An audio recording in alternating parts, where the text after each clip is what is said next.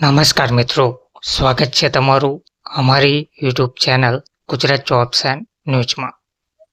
મિત્રો, at the pay commission 8મો પગાર પંચ, જેની ઘણા લાંબા સમયથી કરોડો કર્મચારીઓ રાહ જોઈ રહ્યા છે, તેને લઈને એક મહત્વના સમાચાર સામે આવ્યા છે. 8મા પગાર પંચને લઈને નાણાં મંત્રાલયે મોટું અપડેટ આપ્યું છે. કર્મચારીઓની જે રાહ હતી તેનો આખરે અંત આવવા જઈ રહ્યો છે. 1.25 કરોડ કર્મચારીઓ અને પેન્શનરોના ક્યારે વધશે પગાર, તેને લઈને નાણાં મંત્રાલયે અપડેટ આપ્યું છે. વિગતવાર માહિતી જોઈએ તો મોંઘવારી ભથ્થામાં વધારાની જાહેરાત થયા પછી સરકારી કર્મચારીઓ અને પેન્શનરો 8મા પગાર પંચની ભલામણોની આતુરતાથી રાહ જોઈ રહ્યા છે. નાણાં મંત્રાલયે હવે પગાર સુધારો અને બાકી રકમ ક્યારે લાગુ કરવામાં આવશે તે અંગે અપડેટ આપ્યું છે. નોંધનીય છે કે કેન્દ્રીય મંત્રીમંડળે કેન્દ્ર સરકારના કર્મચારીઓ માટે મોંઘવારી ભથ્થા ડીએમાં 3% વધારો અને પેન્શનરો માટે મોંઘવારી રાહત ડીઆરને મંજૂરી આપી છે. કમિશનની જે ઔપચારિક રચના છે તે ક્યાં અટકી ગઈ છે? તો કોઈ પણ પગાર પંચ માટે તેનું કાર્ય શરૂ કરવા માટે સંદર્ભની શરતો TOR મહત્વપૂર્ણ હોય છે. તેઓ પગાર, ભથ્થા, નિવૃત્તિ લાભો અને અન્ય સંબંધિત બાબતો નક્કી કરવા માટેના નિયમો નક્કી કરે છે. સંદર્ભની શરતો કમિશનની કામગીરી માટે આધાર તરીકે સેવા આપે છે.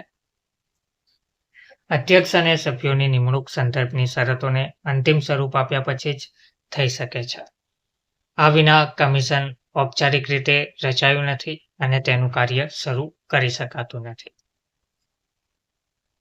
તો એટ ધ પે કમિશનને લઈને મિનિસ્ટ્રી ઓફ ફાઇનાન્સ ડિપાર્ટમેન્ટ એક ઓફિશિયલ નોટિફિકેશન જાહેર કર્યું છે, ઓફિશિયલ ઓર્ડર ઇસ્યુ કર્યો છે, જેમાં 55% જે ડીએનએસ એલાઉન્સ હતું તેમાં 3%નો વધારો કરીને 58% કરવામાં આવી રહ્યું છે.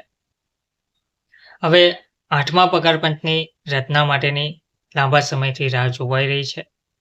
તેમાં 8મો પગાર પંચ ક્યારે લાગુ થશે?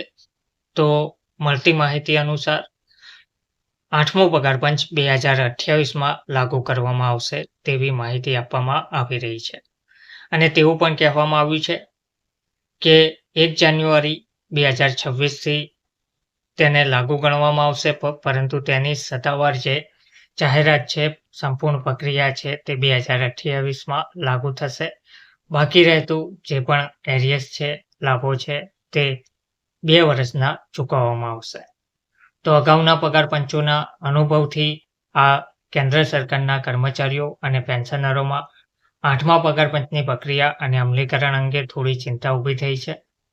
6ઠ્ઠા અને 7મા બંને કમિશનને તેમની રચનાથી તેમના અંતિમ અમલીકરણ સુધી ઓછામાં ઓછા 2 થી 3 વર્ષ લાગ્યા હતા.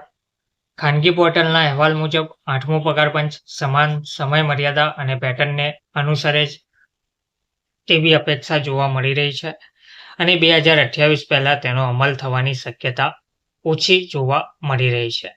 પરંતુ એક વાતની ખુશી જરૂરથી છે કે ભલે 8મો પગાર પંચની જાહેરાત ગમે ત્યારે કરવામાં આવે, પરંતુ તેને 1 જાન્યુઆરી 2026થી જ લાગુ ગણવામાં આવશે. ધન્યવાદ.